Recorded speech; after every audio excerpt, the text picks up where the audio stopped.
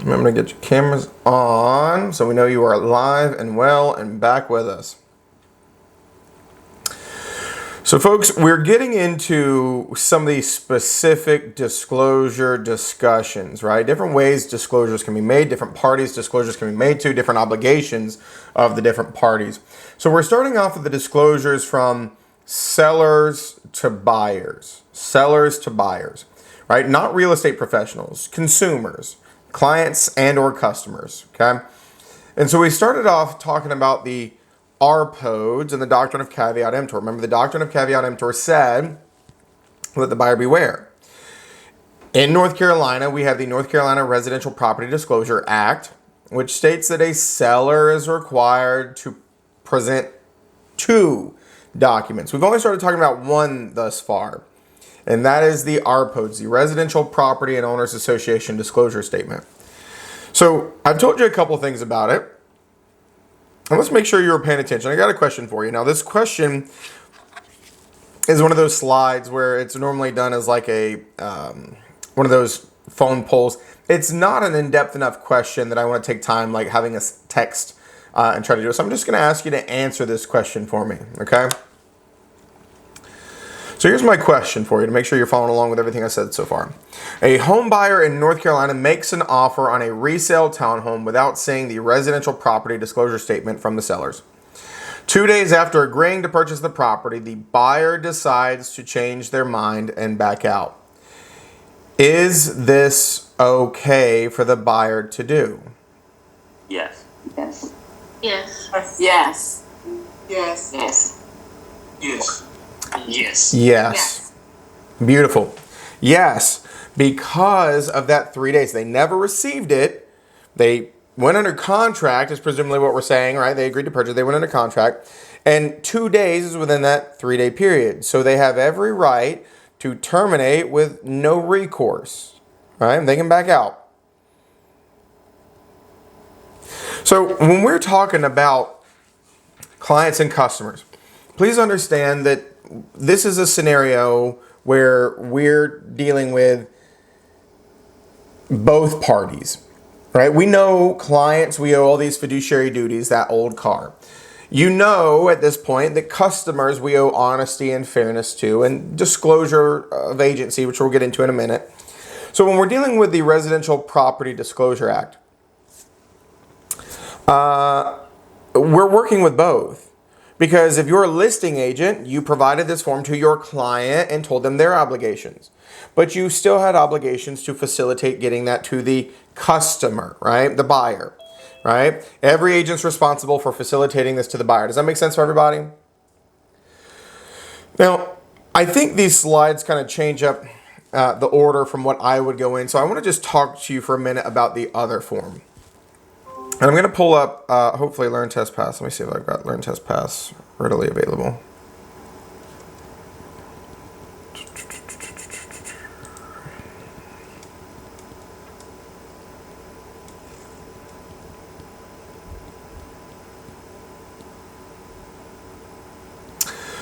So I've got 2 questions in chat while I pull this up, okay? If the seller is putting their property up for sale by owner without an agent, whose responsibility is it to get the ARPODES to the buyer? The seller's. This is a North Carolina general statute, and it says with or without the use of an agent. And I'll actually show you that verbatim if we've got, where's the document? There we go, the ARPODES. So it may be a little hard to see. I'm going to try to zoom in here just because this is in, Learn Test Pass, and so it's in a smaller format. The Residential Property Disclosure Act requires owners of residential real estate, single-family homes, individual condos, townhouses, and the like, and buildings with up to 4 dwelling units to furnish purchasers a Residential Property and Owners Association disclosure statement. This form is the only one approved for this purpose. A disclosure statement must be furnished in connection with the sale, exchange option, and sale under a lease with an option to purchase where the tenant does not occupy or intend to occupy the dwelling. A disclosure statement is not required for some transactions, including the first sale of a dwelling, new construction, which has never been inhabited, and transactions of residential property made pursuant to a lease with option to purchase where the lessee occupies or intends to occupy the dwelling. for the complete list of exemptions, we'd have to actually go to the general statute, which would then name foreclosures and, where parties agree and exchanges between co-owners and things of that nature, court-ordered things. Now, here's the other couple little pieces before I get down to that piece that was just in the question in the chat. And then, Lisa, I'm going to answer your question as well. When it's dealing with how to fill this out, yes means yes, I know of an issue. If you know of an issue, we ask you to then explain it to us. There's a section for you to tell us why you said yes. No, you were stating that you have no actual knowledge of any problem. If you check no and you know there's a problem, you may be liable for making an intentional misstatement. Fraud.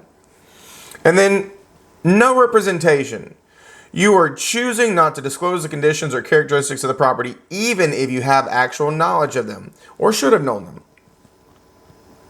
Now, this is just a little section that's saying this has to maintain accuracy. So if something changes, right, your roof starts leaking after you put this out there, either fix your roof or update your property disclosure is what that's saying. So here's that piece, Patrick. If you are assisted in the sale of your property by a licensed real estate broker, you are still responsible for completing and delivering the disclosure statement to the purchasers, and the broker must disclose any material fact about your property which he or she knows or reasonably should know, regardless of your response on the disclosure statement. So this is not dependent in any way, shape, or form. It would be the seller's obligation. Meaning, think about it.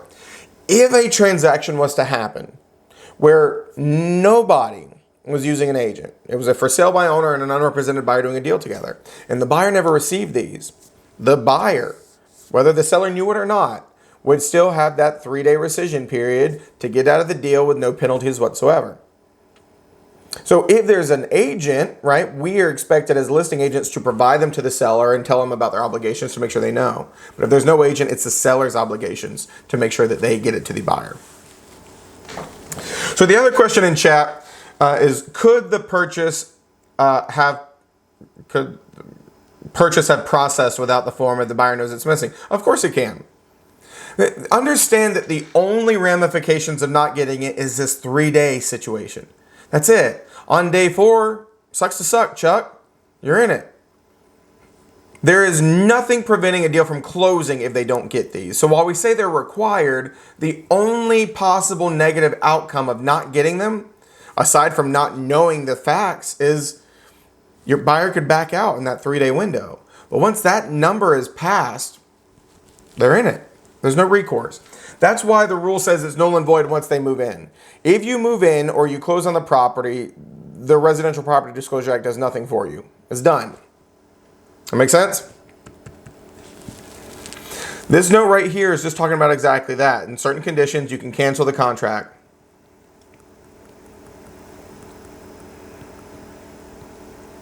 All right, hold on. I'm doing that brain dead thing because I'm reading the chat.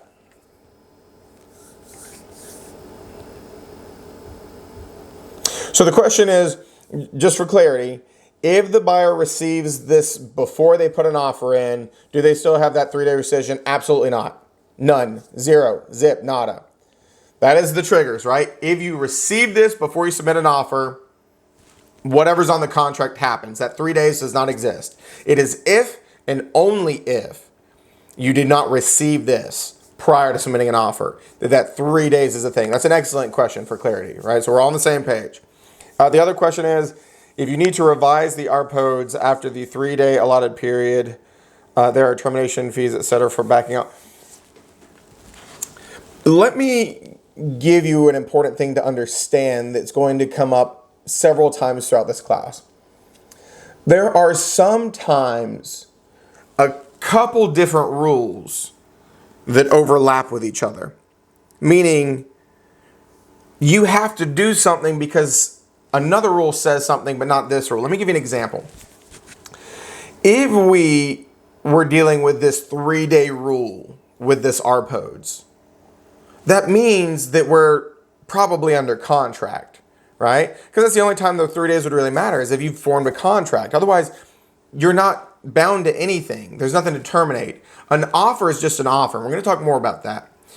But once we're in this contract where we've promised to buy something, and this 3-day period kicks in, the question is in regard to what if you need to update something? What if something changed? Well, here's what you have to understand. A sales contract states that you get the house exactly as you went under contract on it. So arguably speaking, yes, the RPOD says it needs to maintain accuracy, but what the sales contract states is, well, if the roof wasn't leaking when they went under contract, and it is now, fix it. Because they have to get the exact same house that they went under contract on. Does that make sense? So while the RPOD says, yes, you would have to correct this issue, well, you really don't, because no, you just need to fix the issue. Because we're under contract, and it wasn't leaking when I went under contract on that house. Everybody with me? Which is an excellent question, which is why I had to provide that clarity. Arguably, yeah, the Residential Property Disclosure Act says we need to update the disclosure. But the sales contract is saying, well, you don't really need to update it because you just have to fix it, at which point then it won't be a problem anymore. That makes sense? Excellent questions. So when we come down here, this is just talking about those 3 calendar days. So let me show you the exact verbiage. To cancel the contract, you must personally deliver or mail written notice of your decision to cancel to the owner or the owner's agent within 3 calendar days following the receipt of the disclosure statement, or 3 calendar days following the date of the contract, whichever occurs first. And I told you the other little subcategory. However, in no event does the Disclosure Act permit you to cancel a contract after settlement of the transaction, or in the case of a sale exchange after you have occupied. So if you move in or you close, you've screwed yourself, right? There's no protections under this act anymore. Everybody with me? Now this is all it is. It's just a bunch of these questions. Yes, no, no representation the whole way down. I'm deviating from the slides because I like to talk about these together so you understand that they're grouped together. So here's the other form, right? Lisa really wanted to know what this other form was because I said there's 2 forms and she's like, tell me now. And I said, hold on, Lisa, we're getting there. Hold on. Okay. And so the other form has an acronym as well. It is called the MOG. The Mineral and Oil and Gas Rights Disclosure Statement. So we just call it a MOG for short, because we really have some lengthy names to things. So let me explain the MOG. The Residential Property Disclosure Act came about first because of the doctrine of caveat emptor. Well, in my little mini lessons, I gave you some information yesterday about dirt, right? Land ownership. What did I tell you? When you own land, you're said to own what else? Dirt. Everything above it, the dirt above, everything above it and below it. Beautiful. Everything above, everything below, right? And that includes subsurface rights. So folks, sometimes there is gold, there is oil, there is water, there is sulfur, there is all kinds of things that may have value. They can be harvested from your soils. Gas, right? And if you own the dirt that is above these things, you own those things. Anybody ever, actually, some of y'all have Hotmail accounts. I know you know what I'm talking about. Remember that show, The Beverly Hillbillies? Yeah, go ahead. I'm calling you out. You know exactly what I'm talking about, right? The Beverly Hillbillies, remember that? And you know what I'm talking about? Yes. Mm-hmm. Yes. Brandy, you know what I'm talking about? I know nothing about that. You're pleading the 5th, right? No representation, Seth. No representation. All right? Plead the 5th. Yeah. Folks, Black Gold, Texas Tea. Folks, the Beverly Hillbillies, if you haven't seen the show, it is old school, right? It was black and white. Okay? And for a period of time anyway. They had some color at some point. I know, that's cold-blooded regularly. I'm calling some people out. Who can sing the theme song? Unfortunately, I can't sing, but I know all the lyrics, Patrick, so there's that. Here's the thing. If you're not familiar, it's a redneck bumpkin family, okay, which is just absolutely hilarious, who bought some property out in Texas or wherever, right? A bunch of land. And he was shooting at a possum or a squirrel or a raccoon. Lord knows what the man was shooting at. But when he shot the ground, oil starts bubbling up. Well, folks, he owns the dirt. He owns the oil. And so the concept was these hillbillies now are rich. And they take their millions and move to Beverly Hills. And all the hilarity ensues. It was his land that had the oil. It was his oil. He sold it to an oil company and he made millions. Today it would probably be billions, but he made millions, right? Well, when we're dealing with subsurface rights. I'm going to use a word here. They can be severed. You can sell off your subsurface rights. Could Jed Clampett and all the other family members continue to live there in their little house and just sold an oil company the rights to mine on their property? Yeah, that's called selling off or severing off your subsurface rights. Now, when we get into things, we get a little more specific. Instead of just subsurface rights, we divide them. Mineral, oil, gas rights. Okay? Because you can separate mineral rights and gas rights separately. Well, I'm going to go ahead and just call it what it is. There was, like in Texas with the Beverly Hillbillies, there was a builder in Texas who got in big trouble for building homes. And here was their mindset. They're building very modest $150,000 to $200,000 single-family detached homes. And they were selling them. But they thought, wouldn't that be devastating to realize that we were building these and one day there's going to be millions of dollars worth of oil found underneath these homes. So they were sneakily severing off the mineral oil and gas rights ownership at closing. The new homeowner bought the home, moved into it, and somebody else was retaining the oil rights. It said, if there's ever oil found, we have the rights to it. And it was a fiasco. Well, that was Texas. Guess what? The builder that got in trouble for that was a national builder. They moved out east ways and they started building homes in North Carolina. So North Carolina was like, oh, hell no, we need to do something about this, right? Shady asses coming in here trying to build some houses, right? So what they did is they amended the residential property. Of course it was Texas, CJ. Of course it was, right? They amended. An amendment, folks, is a legal terminology that we use in contracts to say we changed something. So they changed this law, added something to it. And now instead of just the RPODs, it now required the RPODs and the MOG, the Mineral, Oil, and Gas Rights Disclosure Statement. Now remember, what was one of the main exemptions I just mentioned to you on the RPODs? Commercial. Commercial, what else? Foreclosures. Foreclosures, what else? Builders. New construction. Folks, who got in trouble for severing mineral, oil, and gas rights? New construction. New construction. So we said, no, they're not exempt from this. In fact, we designed this for them. So please understand that a new construction home does have to provide you with the mineral, oil, and gas rights disclosure statement. They do not have to provide you with the RPODs. Does that make sense? CJ, yeah, absolutely. There's a lot of, most people actually, believe it or not, still own their mineral, oil, and gas rights. It's just that most properties don't really have anything that we care about underneath it, right? Like what do we got in North Carolina? Lots of clay, right? Maybe some shale, something else. Yep.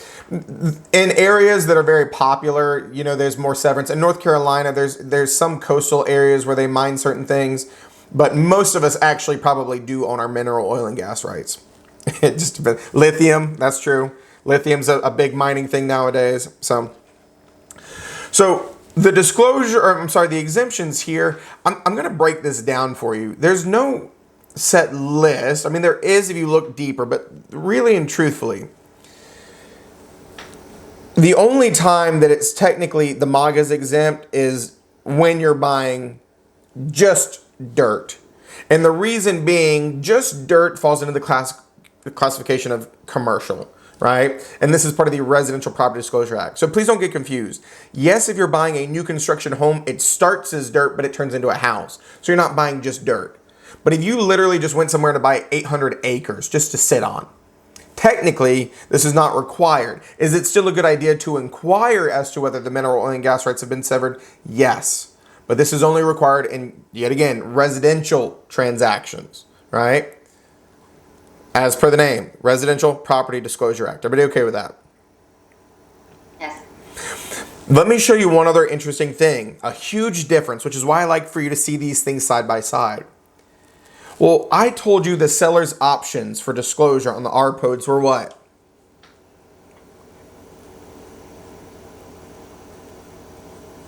Yes, no, or no representation? Yes, no, or no representation. Well, look right here. What's missing?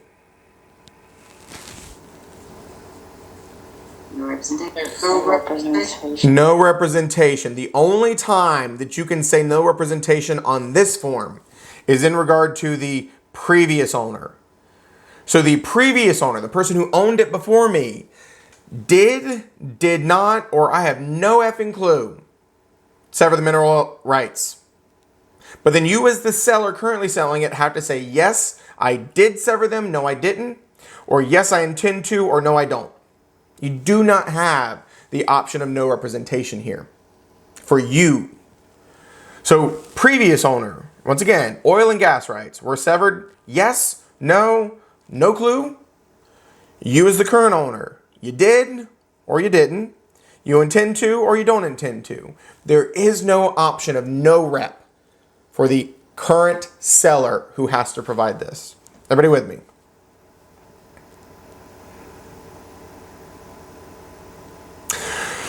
CJ asks, is there a database you can find the info about mineral rights on a property? The most common place is the Register of Deeds. When you sell somebody your mineral rights, your oil rights or gas rights, you would grant them what's called a mineral deed or a gas rights deed, or if you give them a right to cut off timber. So those would show up in title searches.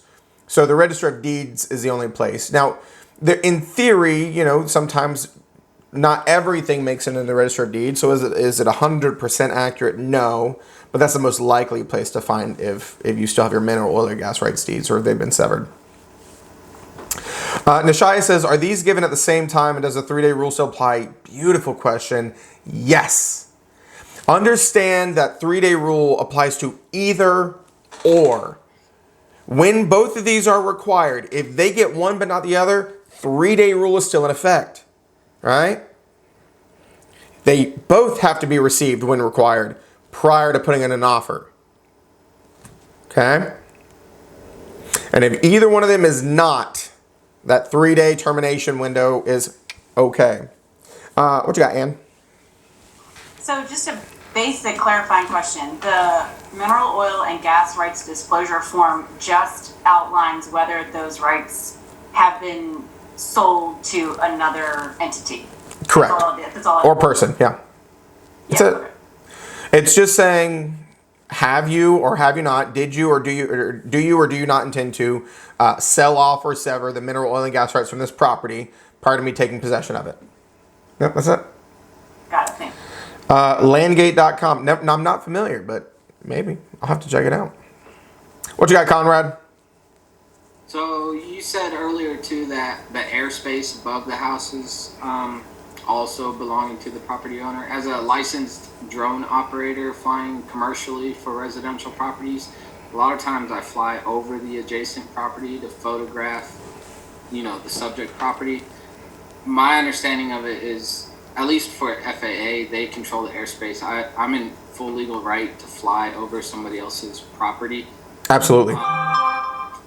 But I've been telling people wrong because I've been telling them they don't own the airspace above their property, when in fact you say they do own the airspace. I just have access to it. Correct. They do own it. So that don't get that misconception wrong. They do own it, but that is not within their power of owner of the airspace above them to restrict drones or airplanes. That is not the powers that have been granted, okay? What really it comes down to, Conrad, think about it this way. If you bought a piece of dirt that stares at the ocean and you built a house and somebody else bought a piece of dirt that sits in front of yours, they may not be able to build a house taller than your house because that may block your view. So it could be views from airspace. If your neighbor decided to build a skyscraper and you didn't have sunlight for 18 hours a day, right? That could be a problem. So airspace is a little more tricky. It's a little, and I'll tell you this, Conrad, airspace is not something in my 7 years that I've ever had to deal with. It's just not something that's very common discussions in residential. But to your point, yes, the homeowners do own the airspace. So you can't tell them that they don't.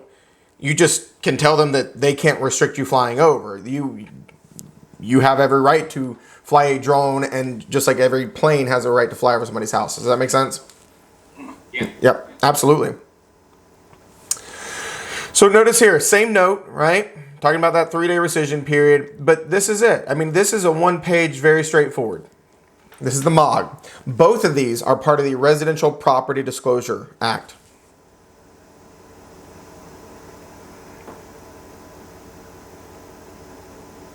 Shelby, when you said, has anyone ever answered no to severing the rights, meaning... So when someone's filling that out, they of course put yes or no. Mm-hmm. Would anyone ever put no, I don't give you these rights, or no, I won't allow them to be severed? I'm going to sell you my home, but I won't allow that. Yeah, well, yeah, absolutely. But I understand that would be the answer. That would then be yes. No means no, I'm not severing them. No, I don't intend to sever them. So if you look literally, right, seller has severed the oil and gas rights from the property, meaning they've sold them off to somebody else. So no means, as far as I know, they're still attached to the property and you're getting them. So what you're trying to say is, well, has anybody ever said yes? And the answer is, I'm sorry, I said it wrong. yeah, but of course people have said yes. There are properties out there where people have severed the mineral and gas rights. It's not common in most municipalities and most markets, but yeah, it does happen. Okay, thank you. Mm-hmm. When we get into some later concepts, we're going to talk about, remember how I used this term like the bundle of legal rights when I said real property yesterday? We're going to talk about the right of subjacent support. And basically, you have to understand is when you sell somebody your mineral oil and gas rights, you may retain everything else, but sell to a third party like a mining company your mineral oil and gas rights, which means that when they own them, they don't have to ask permission to come mine your house, your property. So you can wake up one morning and there can be a mine or a mill and something in your backyard. But they can't do anything to your property to destroy the structural integrity of your property, right? The right of subjacent support. If they're on it with permission, you gave them that, they can do whatever the hell they want so long as they don't destroy the structural surface of your property and do anything to destroy your house. And they have to try to return it as much as possible to the way that they found it when they're done. There's no, fracking, absolutely. There's no time limit on when you sever them, right? They can do it for as long as they want, as long as they need to. They don't have to ask permission because you've sold them that right. And we'll get into that in more detail down the road. What you got, Angie? So I had a question kind of going off Shelby's also. Let's say the seller did sever the rights and the buyer wants those rights back. Is there anything that they could do in that instance since they've already been sold? Not with that current seller. They would have to contact the person who owns those rights and ask to purchase them in a separate transaction. Because people don't just give each other rights, they sell them. And so here's the thing. The seller owns the property that you are buying, but the seller no longer owns those mineral oil and gas rights. It's like if you had a comic book that I wanted, Angie, and Eric had a comic book that I wanted, I can't tell you to make Eric sell me his comic book. I'd have to work out a deal with you. I'd have to work out a deal with Eric. Yeah. Okay. Could you get him back? Yeah. If they're willing to sell him back, you found the seller or the owner. Well. Gene says there could have been several owners before the current owner to the property. Also correct. Yeah.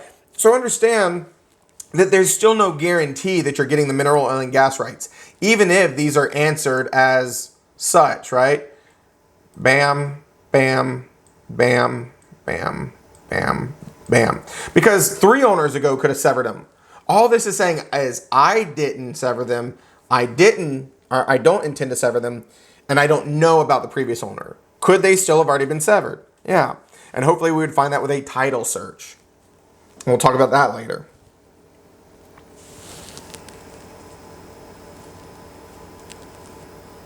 Lisa, what do you mean? Expand. You said, would that stop someone from digging on their property? What do you mean?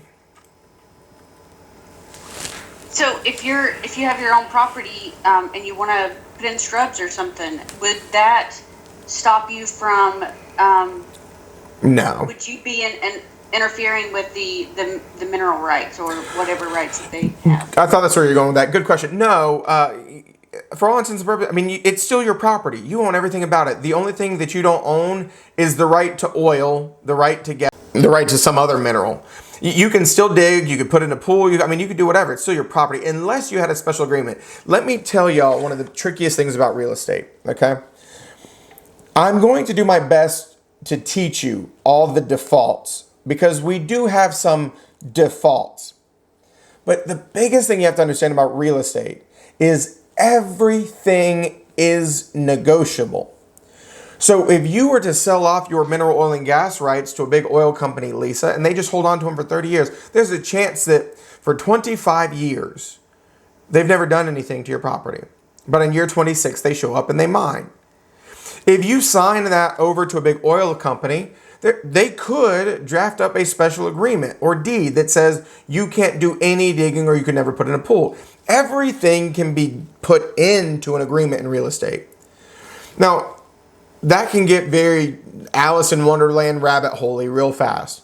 So what I'm going to teach you is the defaults. But please understand that everything, literally everything, is negotiable. Yeah.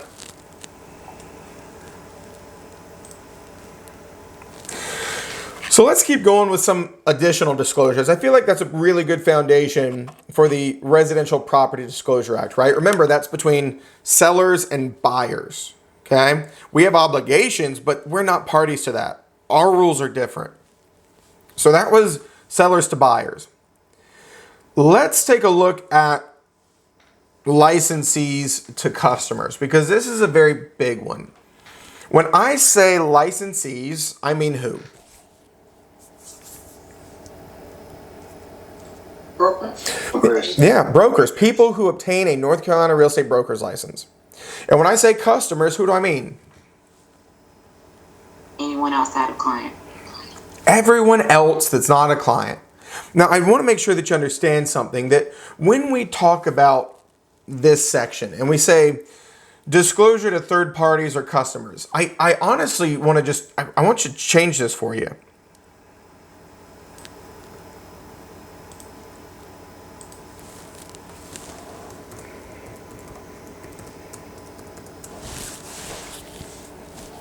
Because when we're talking about material facts, you owe material facts disclosure to customers, you owe material fact disclosure to clients. It doesn't matter. You owe it to everyone. The only differentiation is some things are only considered material to a client that would not be material to a customer, like a customer's willingness to pay more than they offered. That would be a material fact we'd have to disclose to a client because of old car, that disclosure. But remember, we're not going to tell those kinds of secrets to customers. But then things about houses, defects, problems, other things, we owe to everybody. You agree? So when we're dealing with material facts disclosure, it's better to just think everybody. Yeah, we put customers in there because that's the one that you get confused on the most, because you know you owe disclosure to clients. But you owe material facts disclosure to everybody, clients, customers alike. So I gave you my definition of material facts yesterday. So when we look at material facts, facts about the property or the transaction, which would potentially change a seller or buyer's mind about the transaction. Material facts can include things that are wrong with the property or things that affect the value of the property. Now, I want to reread this first line to you because it's very similar to my definition. Material facts are facts about the property or the transaction, which would potentially change a seller or buyer's mind about the transaction. Folks, anywhere in there, do you see the word negative? No. No. No. So before I even break down categories and some things to be aware of, let me just ask you a question and you tell me if you think it's a material fact, okay?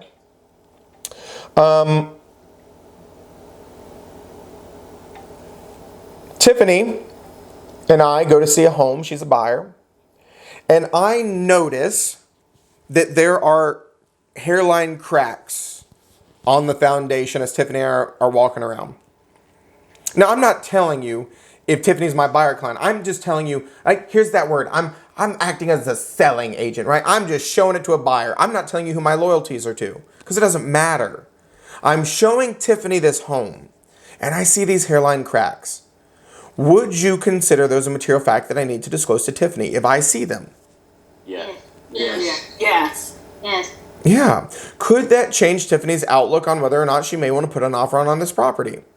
Yes. Yes. Notice it's irrelevant. If I work for the seller, I would still have to tell her. If I work for Tiffany, I would have to tell her. It doesn't matter who the relationship is. This is the one time relationships don't matter in real estate is material facts. Everybody good with that statement? Well, let me make something else abundantly clear. Okay, let me give you a scenario that's going to make you think for a second. If CJ wants to invest in some properties, so CJ calls me up, and we go and we look at some properties. And let's say we're in Fayetteville, right? Everybody knows where Fort Bragg is. Let's say that I am CJ's buyer's agent. Okay? Well, my loyalties are to whom? It's me. There you go. To CJ. So let's say that I have a buddy who works at Fort Bragg, and he knows that Fort Bragg is about to do a giant expansion, and they are going to pay top dollar to every house in the surrounding area because they don't want to fight with them. They don't want to go to legal battles, right? This is called eminent domain. We'll get into that later. So I know that this is about to happen. And so I'm like, CJ, we're going to get you some deals, right? We're going to go buy out these properties from the local owners before Fort Bragg offers these people loads of money. Well, if CJ and I go up to a buyer, and under normal circumstances, their house is worth $275, and CJ and I present an offer for $300,000, do you think this consumer might be interested in selling it to CJ? Yes. Yes. Yes. I don't know if they know about the expansion. All right. Under normal circumstances, right? Would they probably be interested because we're paying better than what they thought? Yeah. Now, what if I stop and I tell the seller, hey, look, I've got this investor client, CJ. They want to buy these properties up, but listen, I know Fort Bragg is going to start paying out people top dollar to take over these properties. It's coming by eminent domain. They're going to take your property. They're going to expand, but they may be paying you a lot more than what CJ is going to offer you. Is there a chance that those sellers may not want to sell to CJ? Yes. Yes. So let me give the epiphany that I'm needing you to get here. Who is my client? CJ. CJ. Yeah. But while CJ is my client and I'm trying to get the best deal, the most money, right? Get a good investment opportunity for CJ, we can all agree that even this positive thing is a material fact. And what did I tell you about obedience? I have to follow lawful, willful instructions. Can we agree that if I don't tell these sellers this information, I have broken the law? Yes. Yes. Yes. Material facts are not inherently negative. They could be positive. The question is, could this information change the outlook of somebody on completing the real estate transaction? And if the answer is yes, you have an obligation to tell them. It doesn't matter who your relationship is with, right? I was loyal to CJ, but I had to tell these sellers about this. Let's be honest, if I didn't, I'd end up in jail like Martha Stewart. That's some insider information I'm not supposed to know. At least it's cushy jail, right? Martha got a recliner. It was not that bad, I heard, right? Snoop Dogg's not going to come visit me in jail. What you got, Ann? I don't know. I'm surprised by that because I felt like that's an example where that seller would be wise to have their own agent who would inform them of any sort of scenarios like that. Because I feel like I'm not, obviously, I mean, I'm not disagreeing. I'm just surprised and trying to understand. That just concerns me that seems counterintuitive to me that, like, are there other things that I would assume I would not owe the duty to tell the seller? So I don't know how that's a question, but maybe if And no, I get exactly what you're saying, and you have to understand that y'all are surprised, but even more so, my post-licensing students are surprised because with all the other crap I'm going to throw at you, this conversation will fade into the back of your mind, and then when you get into post-licensing, I'll tell it to you again, and you're still going to be a little butthurt about it, right?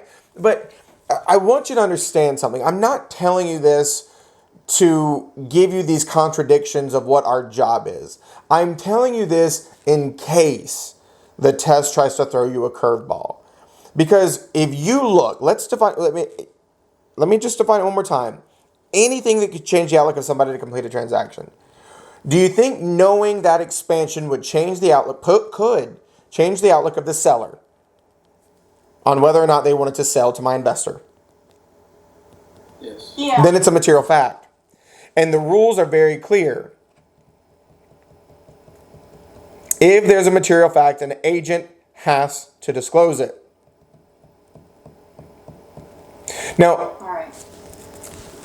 I don't want you to think that you're ever really going to be in a situation exactly like that. Let me give you a more realistic example, Ann.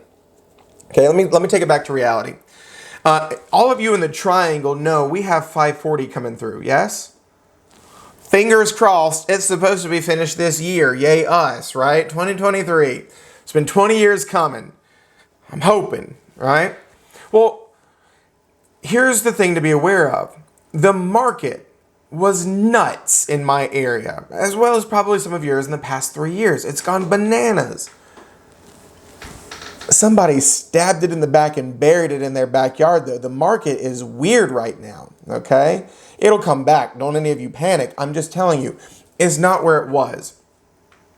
So if I had a seller call me up who wanted to work with me and say to me, Seth, I want to list my home with you.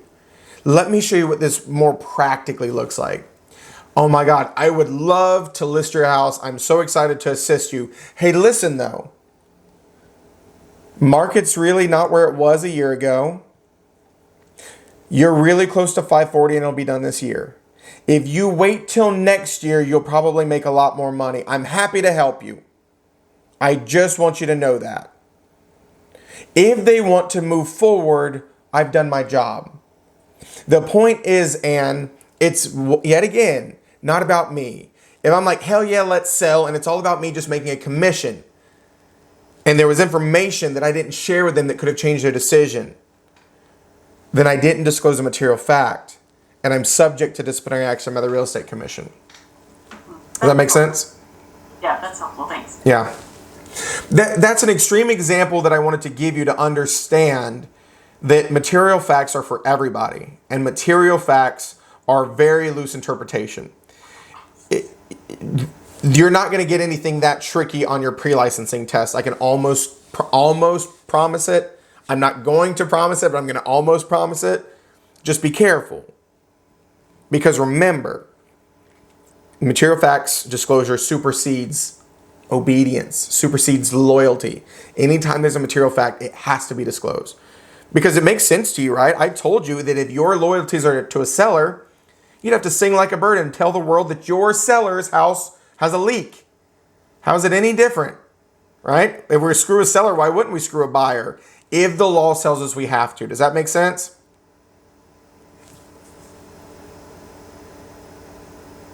Lisa says, expanding a highway here, and they bought out all the businesses, and there was a bank made, but I didn't think ethics was a thing in real estate.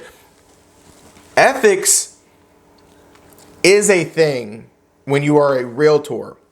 We'll get into this a little bit in this class. I told you yesterday, there are slight nuances between agent, broker, and realtor. Realtor is a trade organization. And ironically enough, Lisa, when you become a realtor, you have agreed to abide by a code of ethics. It's literally in the name of a promise that we've made as realtors. There is a lot of ethics, believe it or not. For some reason, people pin us one step above a used car salesman, and I'm not sure why. I think there's a lot of people probably not doing their jobs right. But we do have a code of ethics if you're a realtor that we have to follow, and I will tell you this.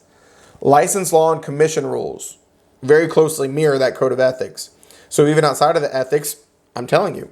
These rules state that there are certain things that we have to disclose, certain things that we have to protect the public with. The biggest thing, let me ask you a question. And put the tea back in the refrigerator. Let me mute you back. Sometimes y'all just get accidentally unmuted. It makes things sound a little silly. Why do you think the Real Estate Commission exists? To protect. Protect you. To who? To what? On it. Hold agents accountable. Protect the public. All of the above. Yeah, literally, the reason that the Real Estate Commission exists is to protect the public in real estate dealings. From who? Us. Us. So there is a slew of laws and rules, like these material facts rules, that protect them from each other, that protect them from us, that we have obligations to do. And I'm going to keep throwing more at you. So this is just a very in-depth introduction to this material facts thing. What you got, Gene? Nothing? Okay. When people unmute, their box just turns yellow so I can like see it. So I just automatically assume that you're going to say something. Khan says, yeah, that happened recent with your sister. She waited as advised and got more for her home. See, that's what you're supposed to do. That's exactly what we're supposed to do. A quick question, Seth. Yeah. What if you're not aware of those facts? I think that goes back to the old cars, and what you're saying about knowing your market and your area. But is there any resource or source of information that would provide that kind of information? Yes, there's a lot of resources, and so that's an excellent question, and it's one pertinent to talk about. When we're dealing with this, the Real Estate Commission views it as what we call a reasonableness standard. In other words, if you were to ever get in trouble for not disclosing a material fact, the question the Commission's going to ask is, would a reasonably prudent broker have known this? And if the answer is yes, you're in trouble. If the answer is no, you're not, right? If it's a highly publicized thing, easy to look up, and you've been doing business in a certain area, and you didn't know about it, you're probably in trouble, right? If it was a brand new thing that the only way you could have known about it was if you attended a board meeting with the planning or zoning department in your area, you're probably not in trouble. Does that make sense? Let me introduce something to you folks. Go ahead, Beth, while I get this pulled up. Oh, you're muted, Beth. I'm so sorry. In Macon County, things that we have to keep up with that I ran into when I was doing it are building setbacks. Things like that are subject to change, and you have to actually be paying attention to what's going on with your planning boards in your area, because if you sell land on water and then they change the setbacks, right about the same time they close, then they can't build. Yeah, that's exactly right. And unless they can get, we're going to talk about this later, unless they can get what's called a variance, right? A variance. When we get into later topics like public and private land use controls, we'll talk about some quirky things, but you're absolutely right. Folks, there is a slew of material facts. I thought you don't have to tell them because they can be found on the public. Folks, let me ask you something. If we're going to call you a real estate professional, don't you think you should have to earn that damn title? If you don't know more than the schmuck hiring you, what good are you? Nothing? None? Zero? All right?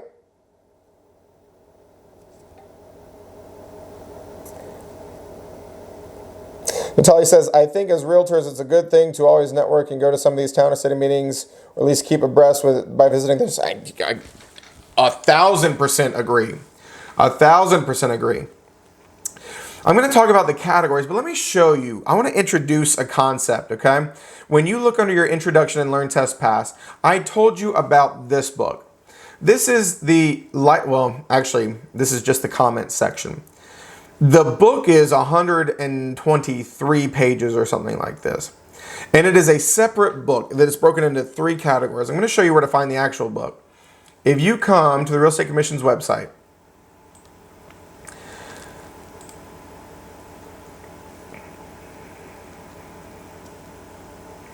and you go under publications, and then you go down to commission information, real estate license law and commission rules. You can click PDF, and here it is. Okay, so I'm going to give you a really quick little crash course on this book. It is 3 sections, but more accurately, it's just 2, because it's the real estate license laws and the commission rules. There's a division between those. License laws means they are adopted by the entire state of North Carolina as part of the general statutes in North Carolina. Commission rules means rules that the commission had the authority to enforce and make. So if you look at the sections in here, right, scroll down this old table of contents. First section, starting on page 4, is all the license laws. Second section, starting on page 50, is commission rules. And then we got the license law and rules comments. Let me explain something to you.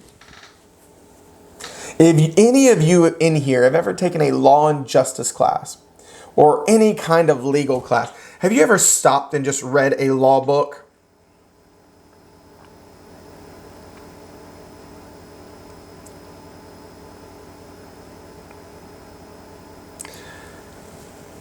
Actually, yeah, but it really sucks. It's very dry. Yeah, Yes! It's terrible!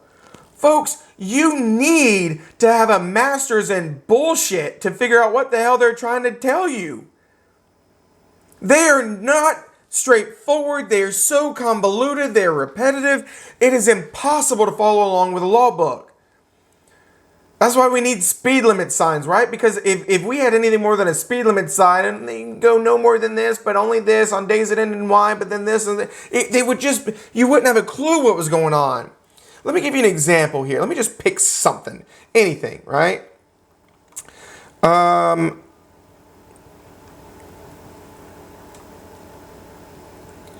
let me go back to this main category, and this is something kind of familiar.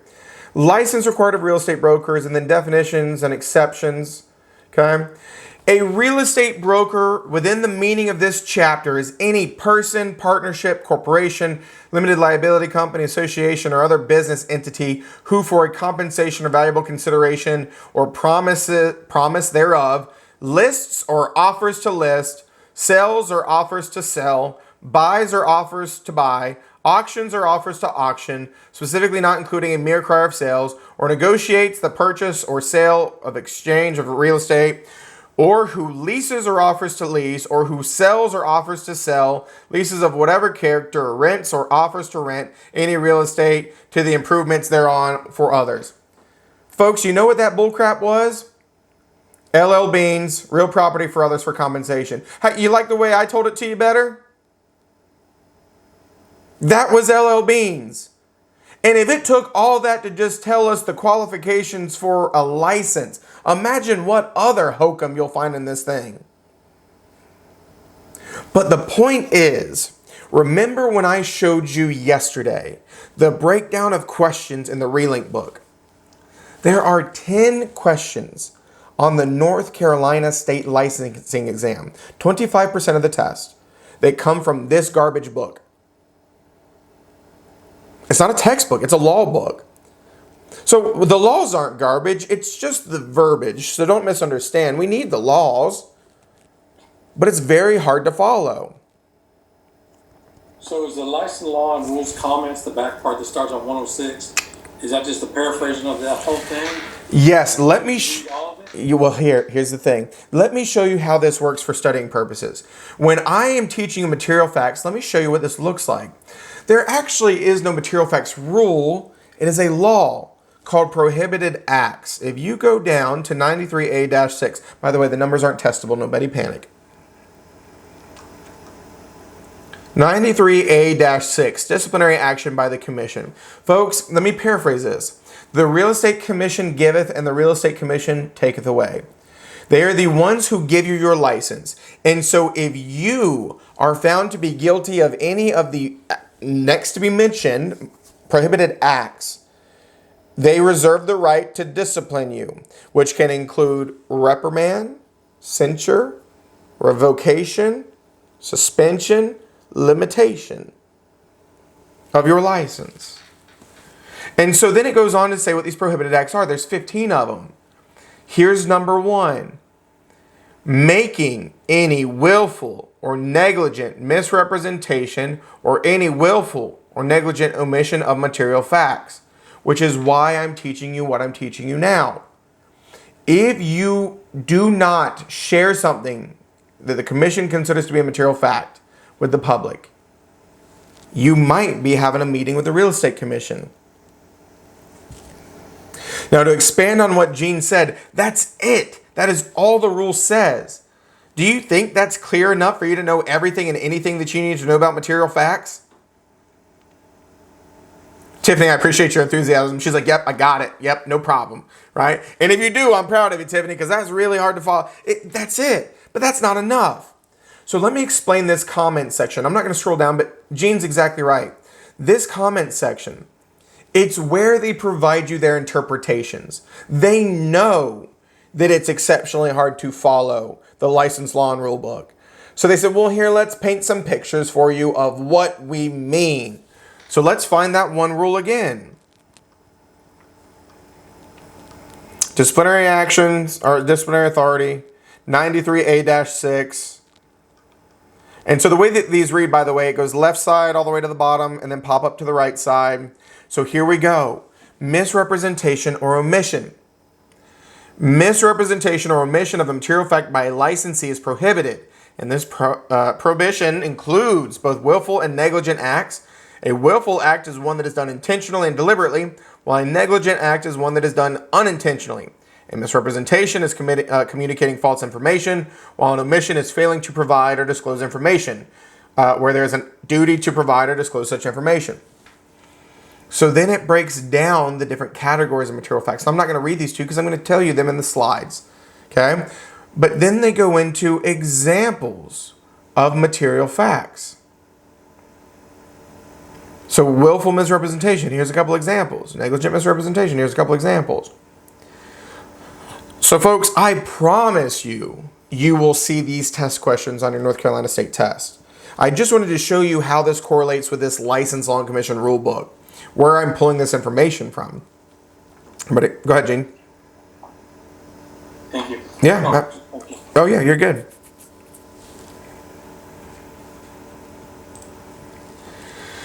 So when we're dealing with material facts, okay? I'm gonna look at the time. Real estate agent, broker firm never has the ability to sit no representation. Hopefully you're getting that now. That is only for sellers, right? Doctrine of caveat emptor, only between seller and buyer. And I really want you to understand just how severe it is. In a nutshell, if a seller did not want to tell the public that their roof leaked, they don't have to. If a seller didn't want to tell the public that they have foundation issues, they don't have to. If a seller didn't want to tell the public that there is a pit to hell in their basement, they don't have to.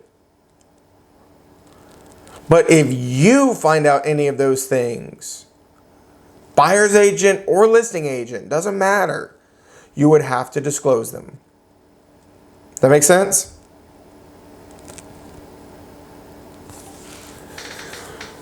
So sellers can choose not to say anything, but if we know or reasonably should have known, we have to. So how do we start discovering these things? What if the seller doesn't tell us anything? Well, you still have to look. What we refer to very commonly in this industry for several things is red flags. Red flags. If you're walking through a home and the seller tells you it is in great condition, no issues, and you see water damage, ask some questions. When in doubt, disclose. If you see cracks in the foundation, ask some questions. When in doubt, disclose. Right? This is true of being the listing agent, the buyer's agent, right? Please understand that I know we are talking about your loyalties and these fiduciary duties, and I confused some of you when I told you this material facts, but the thing is, you have to understand, yeah, you have loyalties, But let me give you a football analogy here. We can all agree that a football team's job is to win. Yes? Anybody remember all the fiascos with the bounty programs, with the spying on other teams' practices, with the deflating of the footballs? You have to do it the right way. It's okay to try to win, but you can't put brass knuckles under your boxing gloves, right? It's not legal. So the material facts thing is kind of our version of not cheating, right? This supersedes trying to win. It is a legal obligation. Lynette, I'm sorry, I just saw your question. Do we need to study this book, or will information be provided as we're doing now? Yes. It's both. Yes, I will cover all of the different rules and different ways and facets, but just like I told you before, it is not enough for you to just hear it. You need to spend some time in that rules and comments section. Okay? There is a separate section on the syllabus that deals with the license law and commission rules. And so that'll tell you exactly what you need to focus on. Do you need to read the entire book? No. Because there's so many things that talk about, nonprofit status and education recovery fund. And I promise they're not testing you on that. But they will be potentially testing you on trust accounts. They will be testing you on when you need a BIC, the difference between a BIC and sole proprietor. They will be testing you on material facts, no self-dealing, right? A lot of these different rules. Natalia says, but basically everything is in the Learn Test Pass site. Yes, but you still need to probably lay eyes on this book, the comment section. Look at it. If we've given it to you as a resource, do not neglect it. Okay? 10 questions on the North Carolina State Test. You know what section people have a tendency to fail when they take the national test? Or the licensing test? The state side. It's not the 80 question one that they fail. It's the 40 question one. So, hold on, Steph, but everything is on the left-hand side. Like, everything you mentioned is in one of those drop-downs. Like, all the books and everything. Or do you have to go... No, I see what you're saying. No, well, yeah. This is the book, the whole book in there, or is it just... No, so I was talking to Becky before, because I have this book. And that's not the book you have. You have a different book. So understand, and you're talking about, I got this right here. Yep. Yeah. That is the real estate manual. That is authored by the Real Estate Commission, and it is considered a required resource for post-licensing. I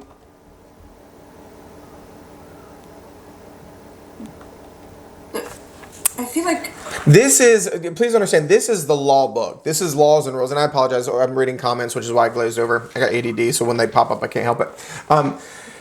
When we're dealing with the law and rule book, this is literally a publication put out by the Real Estate Commission that I just showed you that you can access from their website.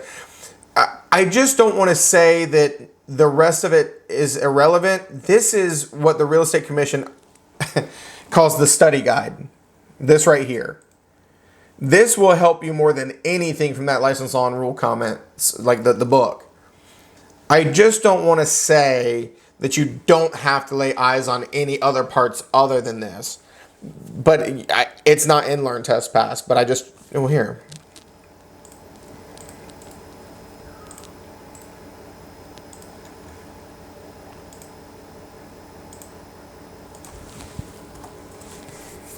There you go.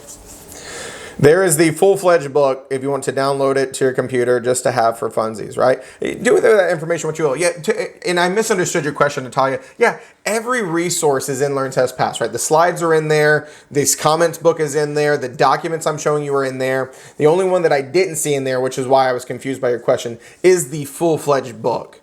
The comments section is the most valuable piece of this book for you to study by. Yes.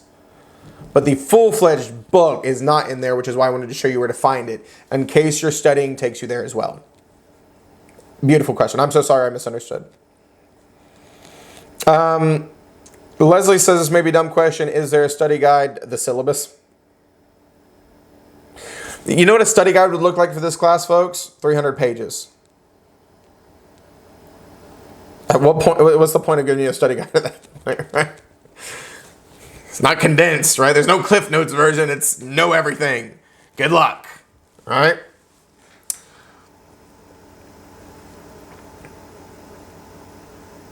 I just want to make sure that we're on the same page and I didn't lose anybody again. This is not a text.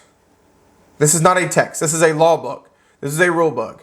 When we go back to the real estate licensing in North Carolina, the book I showed you yesterday at the start of class, and I said, this is the process to get your license. And I came in here and I showed you the breakdown of the test, the licensing test, and how they look at their questions. I showed you Real Estate License Law and Commission Rules, the book that we just looked at. There are 10 questions based on that book on the North Carolina State Licensing Exam. It is not a separate text. It is a law book. It is a rule book. It is a resource. Everybody's utilizing the same text, right? Because we gave you a copy of, where is it at? Every chapter for the text, and we gave you the PDF or whatever of the text. So we're all utilizing, in theory, the same textbook. I'm talking about supplemental resources. Everybody on the same page?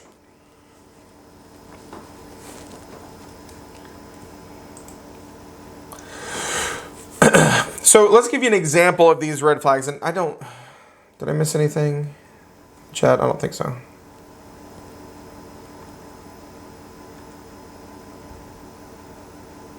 I think we're good. So when we're talking about red flags, let me just give you an example for this material facts discussion, right?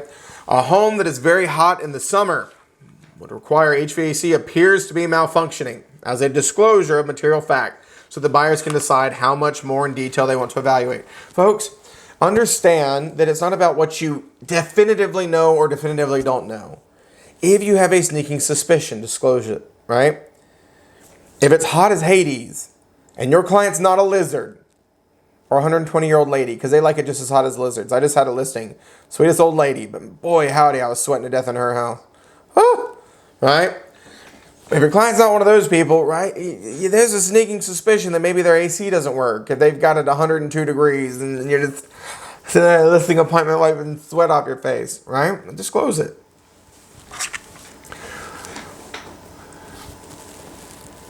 So, let me give you some information here. And this is all kind of going hand in hand with everything that I've said.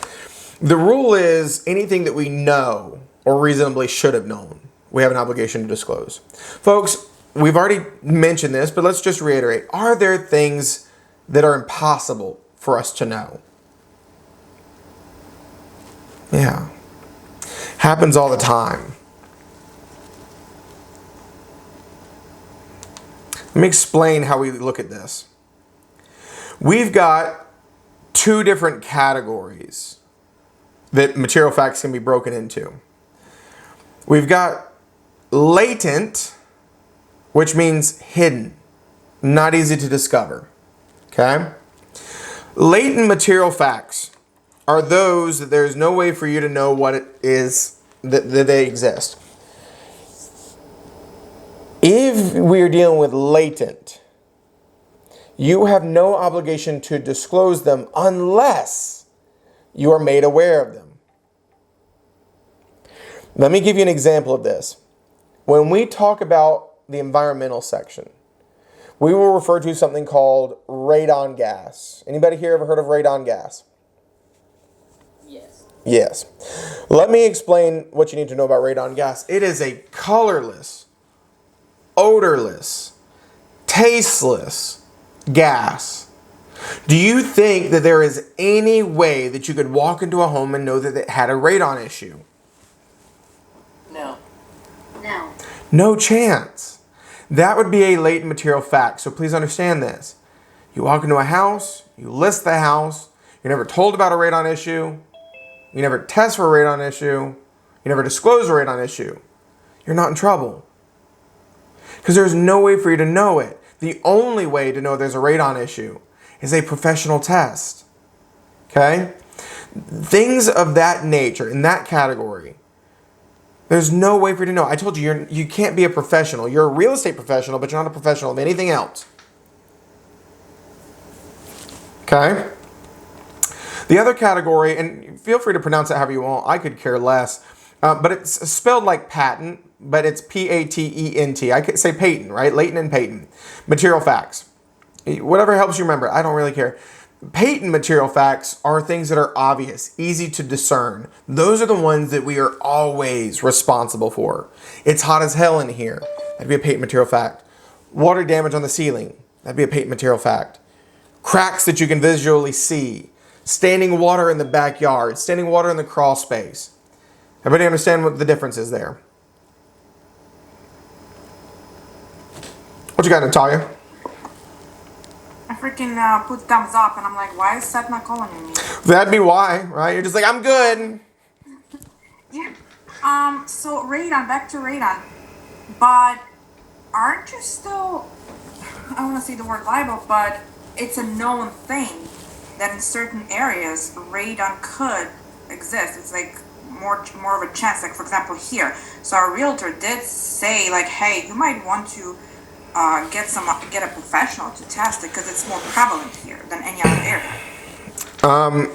Your agent said that to you when you were doing what?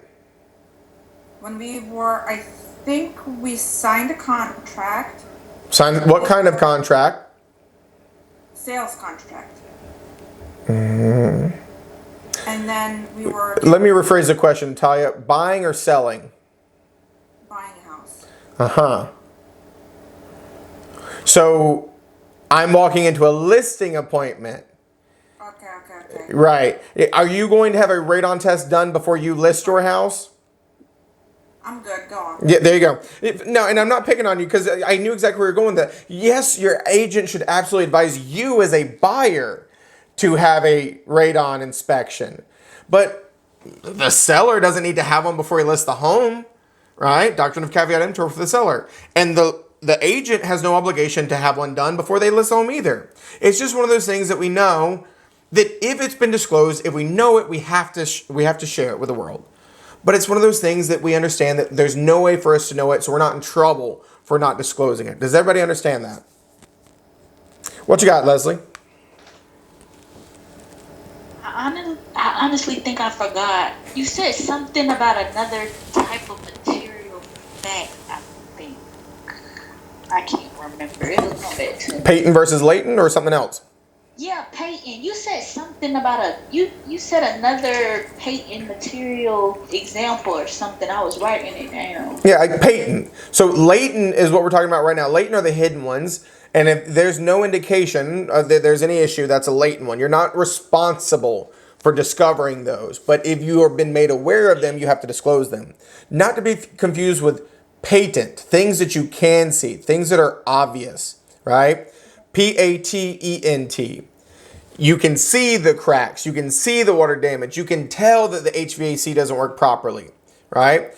Or even sometimes they're less obvious, but they're still considered discoverable.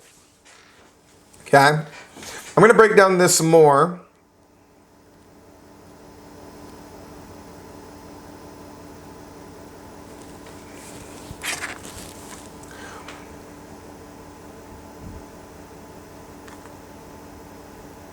So, when we're dealing with material facts and we're talking defects, remember I told you material facts are not inherently defects. But when we're dealing with defects, some examples of a material fact by way of defect: leaking roof, electrical issue, foundation problems, HVAC or HVAC, folks, that's just heating, ventilation, and air conditioning. If you've never heard that term before. Buried underground storage tanks, plumbing issues, rotten siding, any other physical defect that would reasonably be known with inspection and investigation of the property by a real estate agent. Now, as you saw when I showed you the license law and rules comments, there are, aside from patent versus latent, there are 4 categories of material facts. 4. These are the obvious ones that people understand very easily. When we're dealing with the categories, they are facts about the property itself. All of these would be facts about the property itself, right? You go to the property, you could see these things, you would disclose these things. Everybody cool with that statement? Well, the next category would be facts relating directly to the property. So not the property itself, but somehow it affects the property. What do you think I mean by that? Railroad tracks? Railroad tracks. Zoning. What did you say, Shelby? A lien? Surrounding areas. Is it so, Future construction around the area. future? Surrounding it. Yeah. Future construction around the sun. Yeah. Say it one more time. Flooring, like let's say the water for the river or when it's raining. Flooding. Yeah. Being in a floodplain. Absolutely. Tax adjustments. Riparian buffers, we got kind of dinged with that because we cannot build something permanent X amount of feet from it, then another X amount of feet you can do something that is removable, then X amount of feet you can do permanent. So yeah, riparian buffers for sure. Let me answer this question in the chat and then I'll expand on this. So if a layperson were able to see that something was wrong with a siding or a stairway, is it expected that a licensee would also be able to see it? I mean, what is the line at which they would reasonably know? Well, the line is if it could be seen by either party, there was an expectation. Unfortunately, whether they saw it or not is irrelevant if you saw it or not, right? And the other thing is it's irrelevant if it's obvious. Because here's what you have to understand at the end of the day. If it becomes an issue, and these rules exist the way that they're written, and a consumer, whether it be your client or somebody else, calls the real estate commission and says, this person never told me X, you're in trouble. Because you should have been able to see it. Now, are you automatically in trouble? Are you automatically losing your license? No, please don't get too scared of the things that I'm telling you. I have to give you some severe emphasis to help you understand how this is going to present itself on a test. But you should always be looking out for these things. But there are some times that things may have, we just miss stuff, right? TJ, let me give you a really funny example of this. I listed a home in Fuquay Varina when the market was at hotcakes mode. And it had crazy amounts of showings, crazy amounts of offers. And the offer we got was stupid good. And we accepted the offer. And 3 weeks into it, the buyer's agent texts me. And she says, Seth, was that door always missing on that cabinet? I was like, yep, sure was. They went through the house one time, put an offer in on it, and never noticed that there was a full-fledged cabinet that did not have a door on it. The sellers had just like screwed like a little curtain in front of it, you know? But they were so excited about the house, it was such a bidding war. Sucks to suck, right? They offered on it. They went under contract on it. I'm like, yep, that was totally there. You should have seen that. Like, how do you... And it wasn't even like a hidden one. It was in the middle of the kitchen. It happens. Now... something that's not especially egregious, right? That's an easy thing to overcome. So, don't be worried that, there's a line where like everything's a witch hunt, that they try to blame everything on us. That's not true, right? But it does sometimes get a little convoluted, for sure.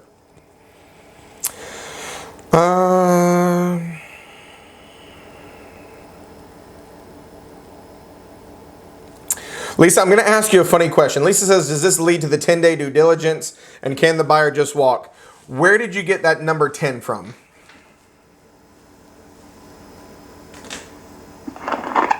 From my amazing agent that we bought the house with.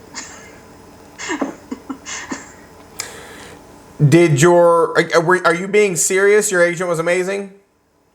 No, I'm being sarcastic. Okay, I just want to make sure you were being sarcastic. Okay. Before I said anything, understand that when we get into contracts, due diligence periods, number one, this is a North Carolina concept on our offer to purchase and contract form 2T. A lot of states don't utilize due diligence periods. Number two, due diligence periods are 1,000% negotiable. They can be 1 day, they can be 3 months. It's whatever you can negotiate. There's no standard. So you may have gotten 10 days. Somebody else got 13. Somebody else got 25. Somebody else got 2. There's a toss-up. There's no standard for due diligence periods. Does that make sense? Oh, well, see, I was getting confused because you were giving us the 3 days for those forms to go out. And then I was like, well, does this include the due diligence period, which I was under the impression everybody got 10 days. So, and obviously I'm wrong. Yeah, no, which is why I wanted to make sure I wasn't missing something, because there are certain things that are 10 days. There's a lot of numbers I'm going to make you memorize in this, Lisa, but I want you to forget that one. Due diligence periods are completely and utterly negotiable. There's no standard. It's whatever the buyer asks to and whatever the seller agrees to. Does that make sense? Yeah, I'm so glad you said that, because there are numbers I'm going to make you memorize. That's not one.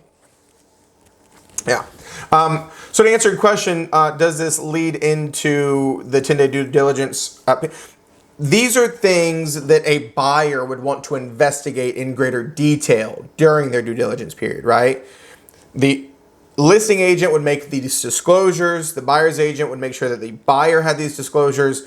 And then once they go under contract, they would want to investigate them further. Does that make sense? Also, is it expected that the licensee would actually go and inspect or investigate all listings? Yes. You need to at least lay eyes on it. Now, CJ, yet again, there's no obligation for you to be on your hands and knees doing the army crawl in the crawl space, right? Because if you had to go in the crawl space, be honest, how many of you would quit right now if that was something I said you had to do, right? Go ahead. CJ's honest about it at least, right? 2 hands up. A lot of y'all are lying to yourselves, right? They're like, no, Seth, I'm dedicated. Half of y'all would be like, all right, I'm out. Right? Peace. Right? I'm going to go be a stripper. Right? Something, anything else. Everything else.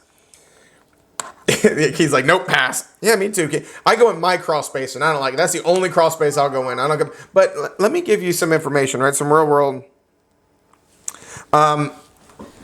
This is real world advice that I hope you remember when you become a broker. And if you take my post licensing, I'll remind you of this. You're not expected to crawl into the crawl space. But for the love of God, look in there, right? That takes no effort. Open it up and look in there. There are some terrifying things that you can figure out real fast just by looking in there, okay? So, yeah, yes, you need to see the property. Yes, you need to walk the property.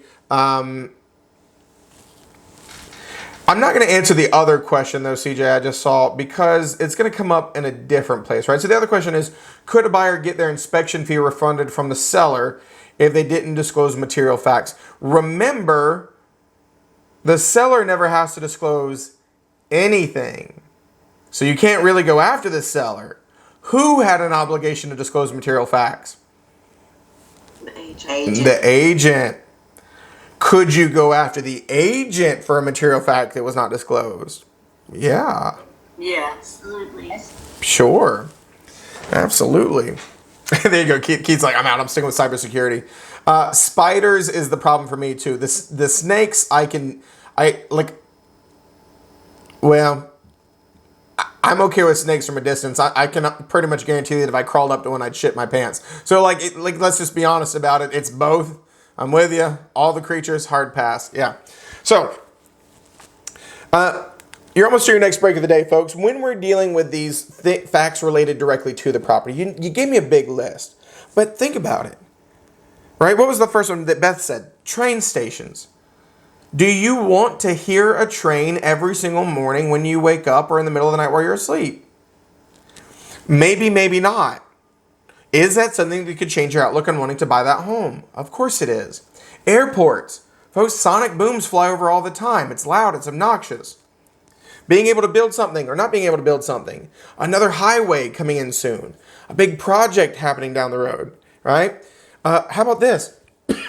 What if you're close to a landfill and you wake up in the morning and you go outside on your porch to drink your coffee and it smells like dookie? Right? Ain't nobody want that negativity in their life, but it happens. That'd be a material fact. Would it change the outlook of somebody to purchase that house? Yeah. If you tell me that it's going to smell like straight dumpster garbage on every Tuesday and Thursday morning when I go outside, I'm probably going to think very hard if I want to buy that house or not. It's wherever the wind takes it, right? The sound of freedom. Yeah. Folks, all of these would be material facts, and these are things that are harder to discover. These require more expertise. So to go back to some of your questions about the research, you look at the DOT's website. You look at the planning board's website. You look at GIS maps, right? Now, that's outside of the scope of this class. I'm not going to teach you how to do any of that stuff because we don't need to go there. That comes later. Post-licensing, when you get your license. But please understand that they are considered material facts. Everybody with me?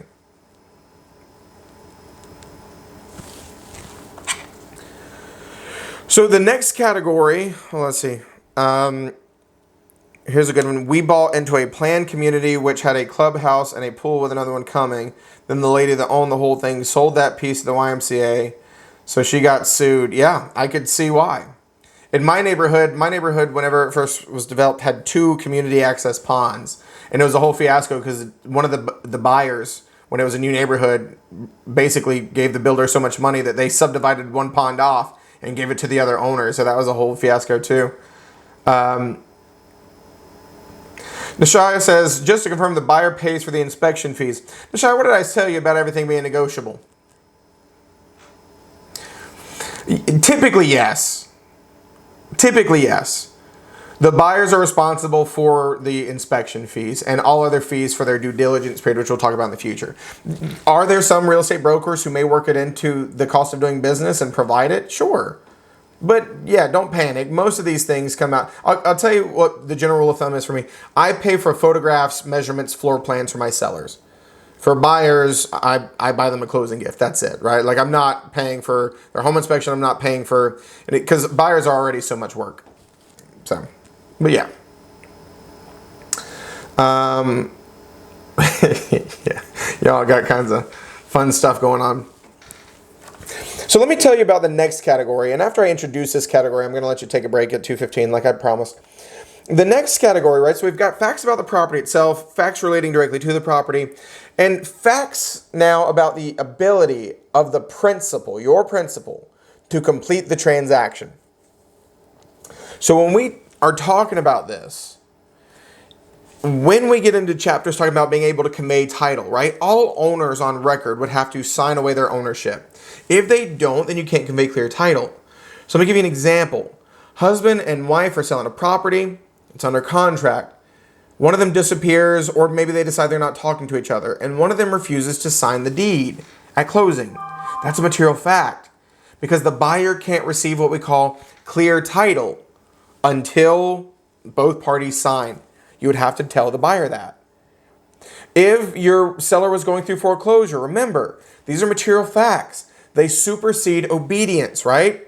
They supersede old car. So if your client was going through a foreclosure and there's a chance the bank was taking the home before the buyer could close on it, that'd be a material fact you have to disclose. If the buyer lost their job and could no longer qualify for a loan, that'd be a material fact that you'd have to disclose. So the cloud on the title would just mean the other party is refusing to sign. Yeah. If somebody was not refusing to sign, you can't convey clear title because they're not signing away their ownership interest. Okay. Are there other things that could cause a cloud on the title, or is that just? Liens that can't be resolved, surveys, legal descriptions that are, inaccurate. I mean, there's a lot, but that's a whole different section in and of itself. Right. So this baby steps, right? That's all I can give you right now. I don't want to freak anybody out. Lord knows we about had World War III just using the word listing and selling yesterday. We gotta watch ourselves. Folks, y'all go take a break. Y'all have earned it. Y'all been so diligently watching. 2:15, 2:25. Y'all go take a break.